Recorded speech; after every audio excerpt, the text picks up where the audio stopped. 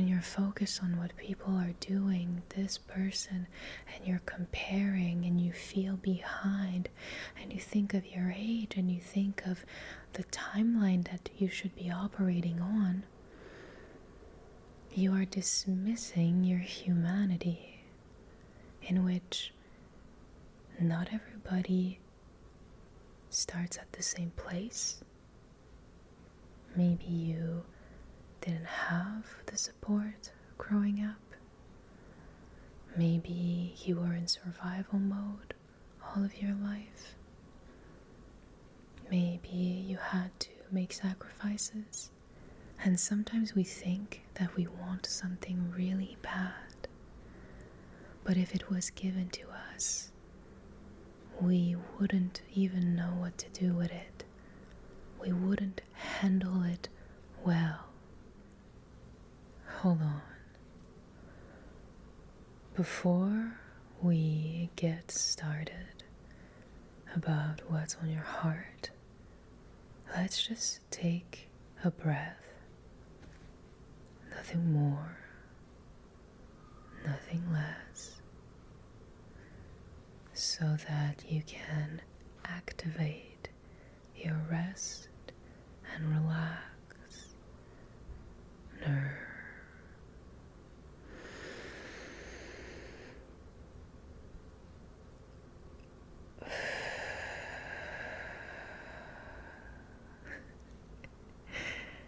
Of course, I'm doing it with you. I'm trying to relax as well. But I thought about what you told me previously quite a bit. And look, we're gonna have to go at it together.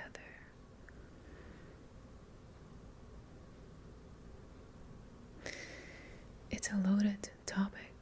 It just is a loaded topic. When we talk about feeling like we're in a race, or feeling like everyone else is above, we tend to interchange feeling in a race and putting everyone above us, but they are wildly different. See, when you put everyone above you, it means that you basically assume that everyone is a great person and that everyone, random people, are doing better than you. You're very hard on yourself, and when you meet someone, your goal is to be liked by them, to be accepted by them. That's putting everyone above us. But also you mentioned that you are feeling in a race, okay?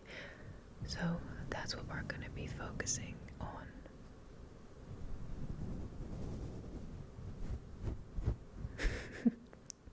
And the tricky part is that when you feel in a race, you target very specific people to run against.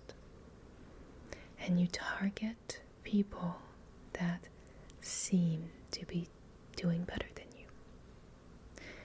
That can be your friends or people on social media. It can be personal or impersonal. The more impersonal you go, the closer you are to putting everyone above you, and thus not really competing, but devaluating yourself instead. But sometimes we're not even competing. We never saw ourselves as a part of the race. We're not motivated when we see people doing better. We don't think that that could be us because we are comparing for the sake of harming, because we know that it hurts. And what we are really feeling in that moment is not that we are behind. It's simply the pain of not being someone else, because we don't deem ourselves capable of doing the same thing. If you don't feel motivated when you see people doing better, you are not suited to be in a race, even if it's a fictional race against people. I don't care. Clearly it hurts you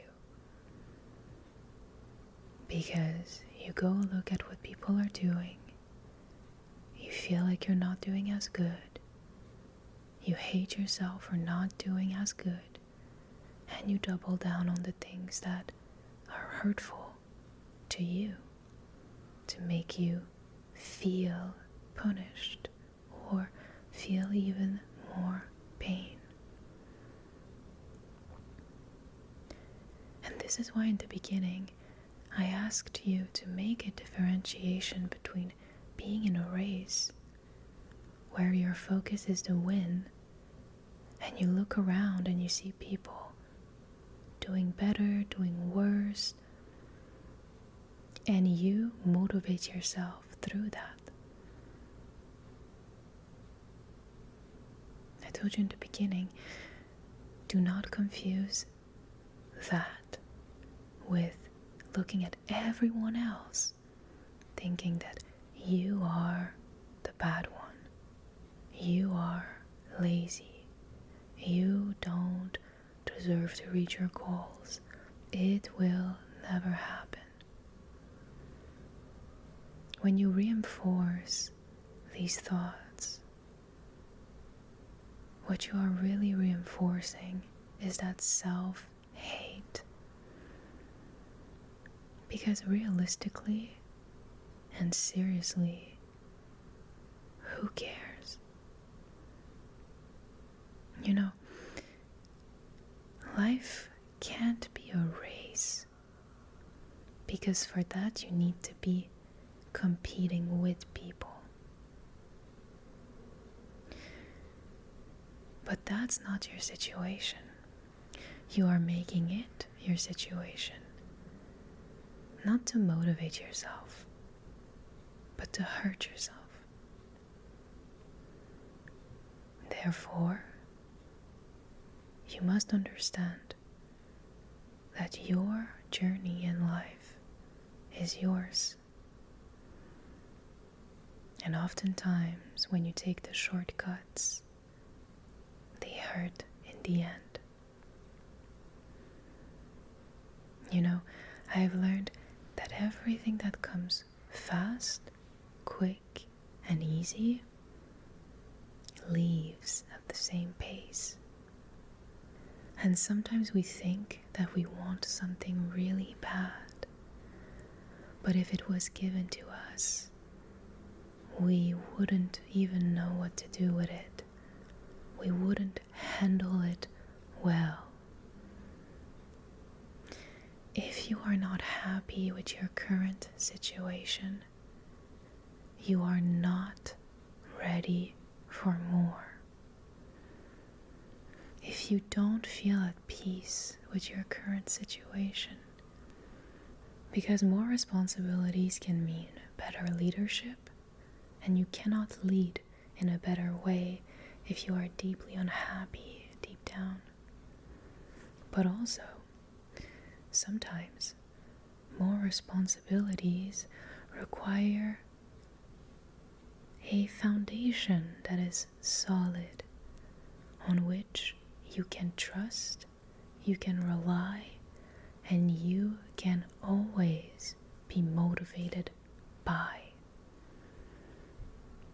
And when you're focused on what people are doing, this person, and you're comparing and you feel behind and you think of your age and you think of the timeline that you should be operating on, you are dismissing your humanity, in which not everybody starts at the same place.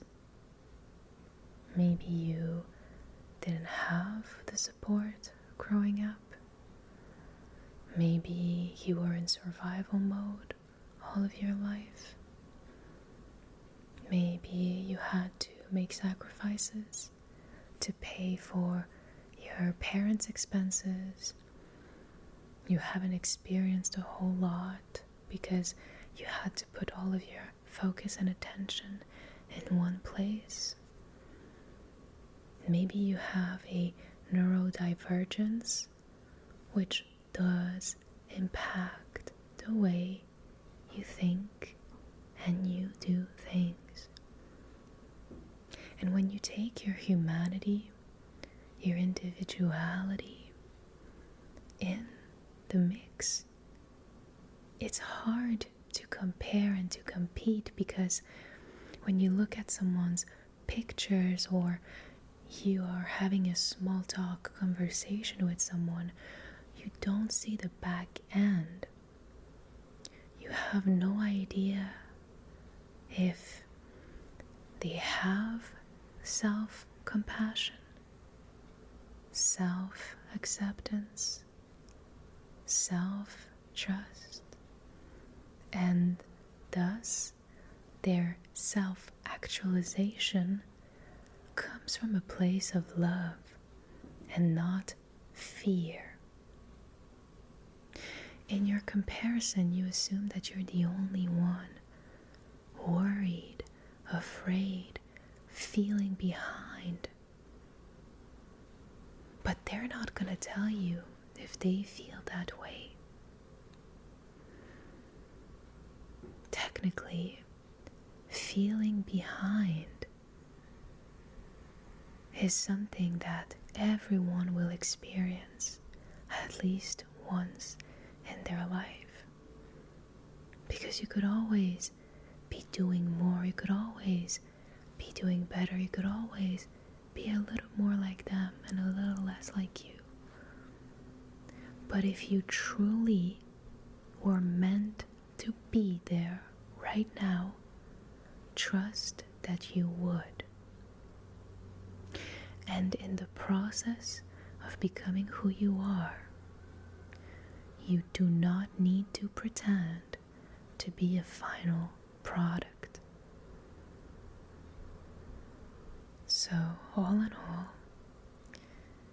ask yourself, am I really behind, or do I put pressure on myself to be somewhere else?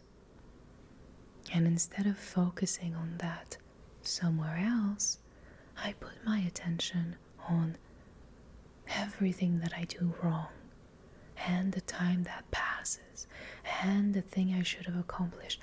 Do I think in the future and present, or do I think in the past?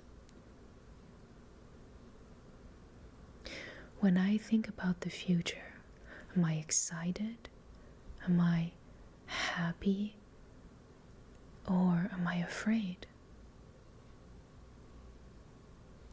And if you feel afraid of the future, ask yourself, am I committed to making myself suffer, or am I committed to my growth, which will come with suffering?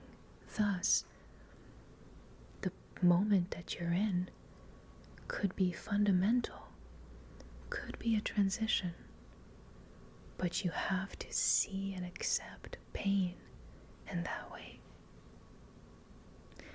And finally, is there really an end to the race you pretend to be in? When would you be technically happy? What is the finish line that is running you? And the more clarity you have about that, the easier it will be for you to create solutions. And look, I'm saying all of this because I have been in that situation. And while I don't understand 100% what you feel, I can say that for the most part, if you are committed to yourself, it gets better. You will not feel the way that you feel forever. It will be okay. You will be okay. You can do anything. But you gotta believe at first. You need to trust. Because if you only wait for the physical and the material proofs, you will remain unhappy. Because it all starts with an idea, a belief, and then a lot of repetition.